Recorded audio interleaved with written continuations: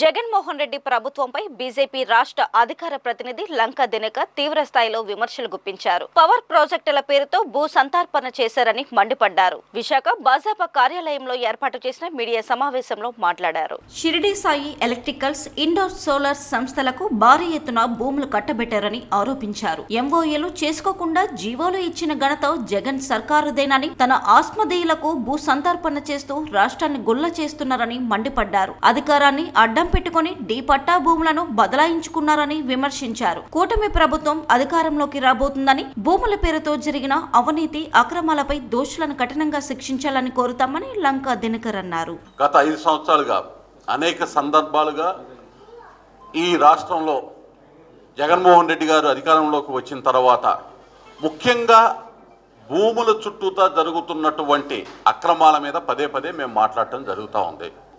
Visakha industrial summit చేసి దానిలో ఎంఓయూలు కుదుర్చుకున్నాము, లక్షల కోట్ల రూపాయల పెట్టుబడులు వస్తున్నాయి అని పవర్ ప్రాజెక్ట్స్కి సంబంధించినటువంటి అంశాల్లో ఈ ప్రభుత్వం ఏ విధంగా వ్యవహరించింది, ఏ విధంగా లక్షల ఎకరాలు, ఆ రోజు మీకు పత్ర సహిత ఆధారాలతోటి దాదాపు ఒక 4 లక్షల ఎకరాల వరకు భూ సంతర్పణ పవర్ ప్రాజెక్టుల పేరున జరుగుతూ ఉంది అనేటటువంటి దాన్ని ఆ రోజు వెలుగులోకి తేవడం జరిగింది.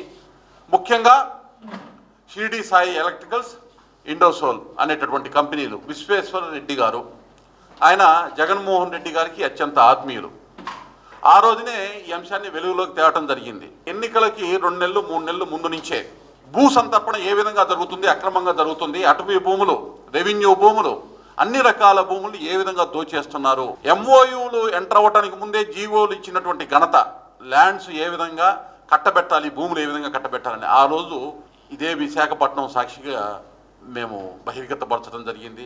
అస్మదీయ కంపెనీలకి వారికి సామర్థ్యం లేకపోయినా, పెట్టుబడి సామర్థ్యం లేకపోయినా, ఆ రంగాల్లో అనుభవం లేకపోయినా కానీ లక్షలాది ఎకరాలు కట్టబెట్టినటువంటి తీరు ఒకవైపు కనపడతా ఉంటే, ప్రజలకి సంబంధించినటువంటి ఆస్తులు, ప్రభుత్వానికి సంబంధించినటువంటి భూములు, భవనాలు ఏ విధంగా కబ్జా కోరల్లోకి చిక్కుని విలవిలలాడారో ప్రజలందరికీ కూడా తెలిసిందే.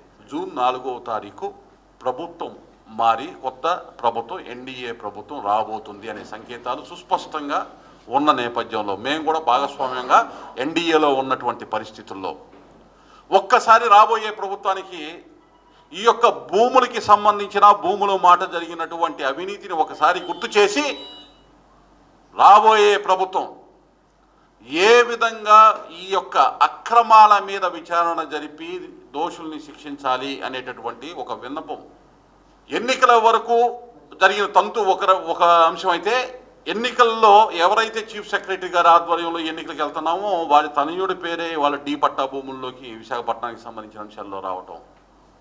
రాబోయే ప్రభుత్వం ఏదైతే ఉందో ఒక టాస్క్ ఫోర్స్ ఏర్పాటు చేసి ఈ భూ సంతర్పణలు, భూ అక్రమాలు, భూ కబ్జాలు ఏ విధంగా ఎవరెవరైతే చేశారో వాళ్ళందరినీ చట్టరీత్యా విచారణ చేసి శిక్షార్హులైనటువంటి వారికి అందరికీ శిక్ష ఇచ్చి, ఎవరికైతే ఆ భూములు కోల్పోయినటువంటి అభాగ్యులు ఉన్నారో వాళ్ళందరికీ న్యాయం చేయాల్సినటువంటి పరిస్థితి రాబోయే ప్రభుత్వం మీద ఉంది అనేటటువంటి అంశాన్ని, దానికి భారతీయ జనతా పార్టీ కూడా భాగస్వామ్యపక్షంగా ఉన్న క్రమంలో ఈ అంశాలన్నీ గతంలో మేము వెలుగెత్తినటువంటి అంశాలకు సంబంధించి మా యొక్క ప్రయత్నం కూడా రాబోయే ప్రభుత్వంలో చేస్తామని తెలియజేస్తూ ఉన్నాం.